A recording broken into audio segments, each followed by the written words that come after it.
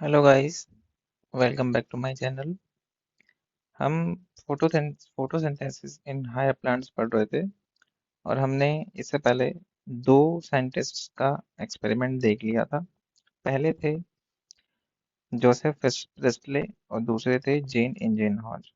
अब हम आगे देखते हैं कि कौन कौन से साइंटिस्ट और थे जिन्होंने अपना जो एक्सपेरिमेंट किया था फोटोसिंथेसिस को समझाने के लिए। ओके, तो तीसरे साइंटिस्ट थे, थर्ड साइंटिस्ट थे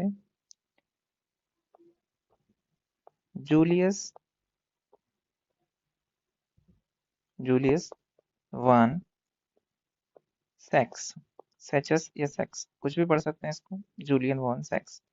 इन्होंने ये बताया कि जो फोटोसिंथेसिस के दौरान ग्लूकोज बनता है, जाहिर सी बात है फोटोसिंथेसिस होता है तो जो प्लांट्स हैं वो फूड के फॉर्म में ग्लूकोज बनाते हैं। और ये जो ग्लूकोज बना है फोटोसिंथेसिस के बाद, ये ग्लूकोज प्लांट्स के अंदर स्टोर होता है in the form of starch.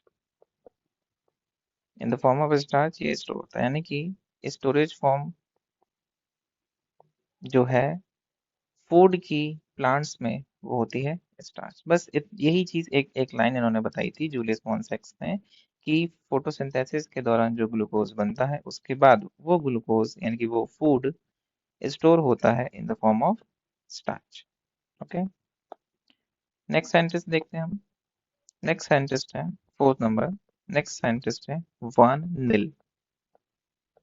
वान निल या वैन निल कुछ भी पढ़ सकते हैं हम इसको। अच्छा, ये जो साइंटिस्ट थे ये माइक्रोबायोलॉजिस्ट थे, याद रखिएगा इसको। ये जो वान निल थे वो माइक्रोबायोलॉजिस्ट थे। इन्होंने बहुत ही इंपॉर्टेंट चीज बताई थी फोटोसिंथेसिस रिएक्शन में जो होती है। ओके, इससे पहले हम लोग यानी कि ये जो साइंटिस्ट थे, वान निल से पहले के जो साइंटिस्ट थे वो ये कहते थे कि फोटोसिंथेसिस के दौरान जो O2 निकलती है, O2 निकलती थी, वो O2 निकलती थी CO2 से। वन निल से पहले जो साइंटिस्ट को ये मानते थे कि फोटोसिंथेसिस में जो बाय प्रोडक्ट O2 निकलती थी वो CO2 से निकलती थी। लेकिन वान निल ने ये बताया कि नहीं भाई, ऐसा नहीं होता। जो O2 आती है फोटोसिंथेसिस के बाद, फोटोसिंथेसिस से वो O2 आती है H2O से। ये इन्होंने हाइपोथेसिस दी थी। वॉन निल ने ये हाइपोथेसिस दी थी, उन्होंने ये माना था, ये सोचा था कि फोटोसिंथेसिस के दौरान जो O2 आती है वो H2O से आती है। एक्सपेरिमेंटल नहीं था, एक्सपेरिमेंट उन्होंने मतलब बाय द एक्सपेरिमेंट उन्होंने ये नहीं बताया था। ऐसा इसलिए क्योंकि वॉन निल जो थे वो बैक्टीरिया पर स्टडी कर रहे थे, और बैक्टीरिया में एक प्रोसेस होती है जो जिसमें हाइड्रोजन सल्फाइड कन्वर्ट होता है सल्फर में। हाइड्रोजन सल्फाइड कन्वर्ट होता है सल्फर में। तो उन्होंने ये हाइपोथेसिस दी कि प्लांट में H2S की जगह O2 होता है और रिएक्शन चलती है, ग्लूकोज बनता है और एट लास्ट निकलता है O2। तो उन्होंने ये हाइपोथेसिस दी कि जिस तरह से हाइड्रोजन सल्फाइड से सल्फर बन रहा है उसी तरह से, सॉरी ये H2O होगा, उसी तरह से हायर प्लांट्स में H2O से बनेगा O2। ये उनकी हाइपोथेसिस थी कि उन्होंने ये कहा था कि O2 in photosynthesis comes from H2O। Okay, ये बहुत इंपॉर्टेंट बात कही थी उन्होंने। इसके बाद हम देखते हैं कि जो वान लिल ने हाइपोथेसिस दी थी कि हाँ भाई, ऑक्सीजन जो आती है वो H2O से आती है, इसका एक्सपेरिमेंटल जो वर्क था, एक्सपेरिमेंटल प्रूफ वो दिया था, फिफ्थ नंबर है, वो दिया था तीन साइंटिस्ट ने जिनका नाम है रूबेन, हासिद एंड कामेन। ये तीन साइंटिस्ट थे जिन्होंने वॉन निल की हाइपोथेसिस को एक्सपेरिमेंटल प्रूफ दिया था कि H2O से ही H2O से ही फोटोसिंथेसिस में ऑक्सीजन निकलती है। इन्होंने अपने एक्सपेरिमेंट को प्रूफ करने के लिए एक टेक्निक का उपयोग किया था, एक टेक्निक का यूज किया था जिसका नाम है रेडियो आइसोटोप टेक्निक।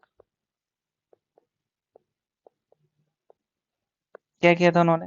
इन्होंने सीधे सीधे रेडियो एक्टिव वाटर लिया था, और रेडियो एक्टिव वाटर में भी जो रेडियो एक्टिव एटम है वो ऑक्सीजन लिया था। मैं रिएक्शन लिख रहा हूँ पहले, फिर देखते हैं। ये ऑक्सीजन उन्होंने रेडियो एक्टिव लिया था, पूरी प्रोसेस लिखेंगे हम और O2 बनाएंगे। मैं बैलेंस नहीं कर रहा हूँ क्योंकि हमें बैलेंस से मतलब नहीं है, हमें बस ऑक्सीजन कौन सी निकल रही है, रेडियो एक्टिव और नॉन रेडियो एक्टिव, हमें उससे मतलब है। ओके, मैं इसको मिटा देता हूँ।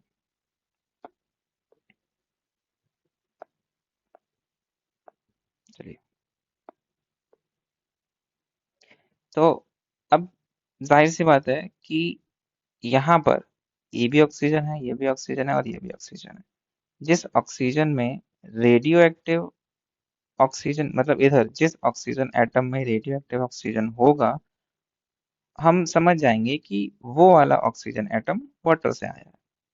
तो इन तीनों साइंटिस्ट ने ये जो टेक्निक का प्रयोग किया था, रेडियो आइसोटोप टेक्निक से, हमें ये पता चला कि जो फोटोसिंथेसिस के बाद ऑक्सीजन निकली थी, उस ऑक्सीजन में जो एटम था वो था रेडियो एक्टिव। ओके, तो जो वॉन नेल ने बताया था कि भाई वाटर से ही ऑक्सीजन बनती है फोटोसिंथेसिस में, उस हाइपोथेसिस का एक्सपेरिमेंटल प्रूफ दिया था रूबेन हासेन कामन ने रेडियो आइसोटोप टेक्निक के द्वारा। वाटर को उन्होंने, वाटर में जो ऑक्सीजन थी उन्होंने रेडियो एक्टिव ली, और उससे हमें जो ऑक्सीजन मिली फोटोसिंथेसिस के बाद वो मिली रेडियो एक्टिव। ओके, तो ये एक्सपेरिमेंट था रूबेन हासेद और कामन का। बहुत इंपॉर्टेंट एक्सपेरिमेंट था, इसको एज लाइक हिंदी में मील का पत्थर कहते हैं, कि यहाँ पे वैज्ञानिकों को या हमें ये पता चला कि फोटोसिंथेसिस के दौरान जो O2 निकलती है वो वाटर से ही आती है। ओके गाइस, चलिए, अब एक और साइंटिस्ट थे, सेवेंथ नंबर, सेवेंथ नंबर, इंगेलमान या इंजेलमान, कुछ भी कह सकते हैं आप, इंजेलमान या इंगेलमान, TW इंजेलमान, वैसे तो इनका पूरा नाम है इंजेलमान। इन्होंने first action first action spectrum of photosynthesis दिया था। पहला फोटोसिंथेसिस का एक्शन स्पेक्ट्रम इन्होंने दिया था ऑफ फोटोसिंथेसिस। ओके, फोटोसिंथेसिस लिखा है ये। चलिए, फर्स्ट एक्शन स्पेक्ट्रम, इन्होंने क्या किया कि एक सेटअप लिया, इन्होंने एक सेटअप लिया,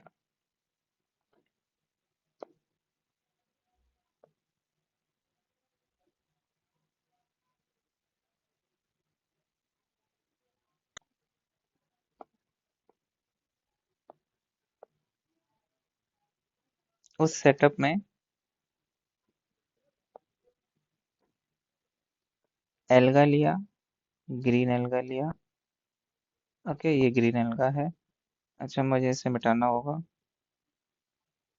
ओके गाइस, ग्रीन एल्गा लिया, और उन्होंने टी एंजलमान ने यहाँ से लाइट को पास कराया इस ग्रीन एल्गा के ऊपर। मैं पूरी बताता हूँ अभी, मैं स्टेप वाइज बता रहा हूँ। इस लाइट को यहाँ से, सनलाइट को यहाँ से पास कराया थ्रू द प्रिज्म। ये प्रिज्म बनाया मैंने, प्रिज्म से पास कराया। ओके, तो जब हम, पता होगा आप लोगों को, जब हम प्रिज्म से लाइट को पास कराएंगे तो जो सनलाइट है वो 7 कलर्स में डिवाइड हो जाती है, लाइक विबग्योर,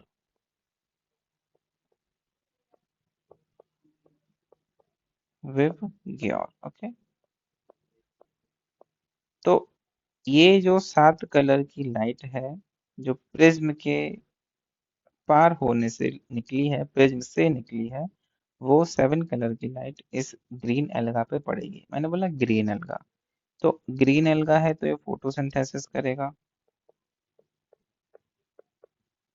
फोटोसिंथेसिस करेगा, ठीक। अच्छा, इससे पहले कि ये जो सेटअप लिया था उन्होंने, TW एंजेलमान ने, इन्होंने ये वाटर था और इस वाटर में उन्होंने एरोबिक बैक्टीरिया के सस्पेंशन लिए थे। मतलब यहाँ पे एरोबिक बैक्टीरिया जो येलो येलो है वो एरोबिक बैक्टीरिया है। एरोबिक बैक्टीरिया इन्होंने अपने इस वाटर में लिया था, suspension suspension of aerobic bacteria कह सकते हैं इसको। ठीक है, और ये है क्लेडोफोरा। इसको मैं यहाँ नोट डाउन कर देता हूँ, ग्रीन एल्गा है ये, ग्रीन एल्गा क्लेडोफोरा।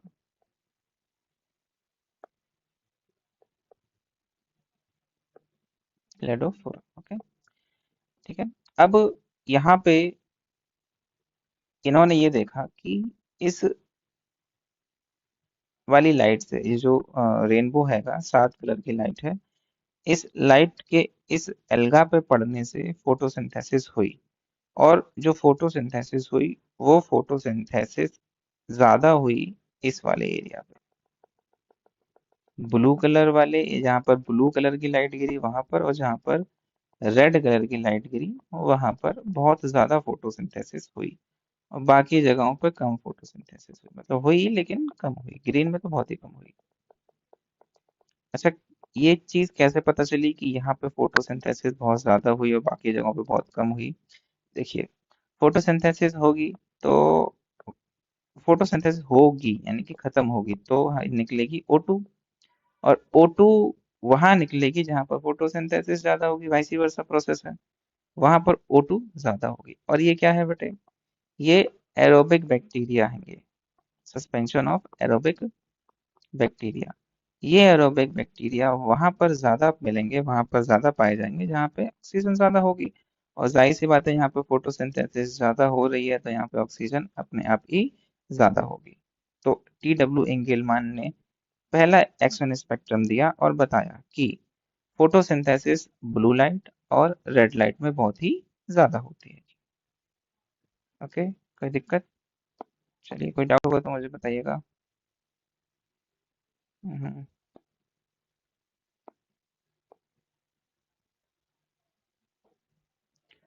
अब एक और साइंटिस्ट थे, अब वो इसी वीडियो में इसको देख लेते हैं। एक और साइंटिस्ट थे, रॉबर्ट हिल। रॉबर्ट हिल, ये रॉबर्ट हिल लिखा है, राइटिंग पे आप थोड़ा ध्यान कम दीजिएगा। ओके, रॉबर्ट हिल, इन्होंने ये बताया था कि जो फोटोसिंथेसिस है वो फोटोसिंथेसिस CO2 की एब्सेंस में भी हो सकती है। फोटोसिंथेसिस CO2 की एब्सेंस में भी हो सकती है। इन्होंने क्या किया, इन्होंने एक एल्गी ली थी, स्टेलेरिया मीडिया। इसकी हेल्प से इन्होंने ये बताया कि जो फोटोसिंथेसिस होती है वो CO2 की एब्सेंस में भी हो सकती है, बट हमें CO2 की जगह चाहिए hydrogen acceptor. Hydrogen acceptor, okay. अच्छा, CO2 जो होती है वो CO2 नेचुरल हाइड्रोजन एक्सेप्टर होती है, तभी तो ग्लूकोज बनता है। रिड्यूस्ड होती है CO2 और ऑक्सीजन का, सॉरी, CO2 का रिडक्शन होता है तो बनता है ग्लूकोज। यानी कि ग्लूकोज में C6H12O6 होता है, यानी कि हाइड्रोजन होता है। तो हाइड्रोजन जब CO2 से जुड़ेगा तब ग्लूकोज बनेगा ना, इसीलिए CO2 नेचुरल एक्सेप्टर होती है फोटोसिंथेसिस में। अगर CO2 नहीं है तो हाइड्रोजन कहीं जा नहीं पाएगा, हाइड्रोजन कहीं जा नहीं पाएगा तो फोटोसिंथेसिस की प्रोसेस नहीं होगी। तो अगर CO2 नहीं हैगा, बाई चांस CO2 नहीं है, तो फोटोसिंथेसिस की प्रोसेस चल सकती है, बट उसके लिए उस मीडियम में होने चाहिए हाइड्रोजन एक्सेप्टर। तो रॉबर्ट हिल ने एक सिंथेटिक, या फिर हम बोल सकते हैं कि वैसा अपनी तरफ से एक, हाँ, केमिकल हाइड्रोजन एक्सेप्टर डाला, जिसका नाम है डाइक्लोरोफिनॉल, डाइक्लोरोफिनॉल इंडोफिनॉल। इंडोफिनॉल शॉर्ट फॉर्म में इसको DCP-IP कहते हैं, DCP-IP कहते हैं। इसका काम है कि जो हाइड्रोजन गैस निकली है, सॉरी, जो हाइड्रोजन है उसको एक्सेप्ट करना, अगर CO2 नहीं है तो, और फोटोसिंथेसिस की क्रिया को, फोटोसिंथेसिस की रिएक्शन को आगे बढ़ाना। ओके गाइस, तो यही था। इसके आगे का हम नेक्स्ट लेक्चर में पढ़ेंगे। हमने सारे साइंटिस्ट पढ़ लिए, 1 2 3 4 5 6 7। अब हम पढ़ेंगे कि पिगमेंट, फोटोसिंथेसिस में कौन कौन से आगे पिगमेंट यूज होते हैं। Thank you.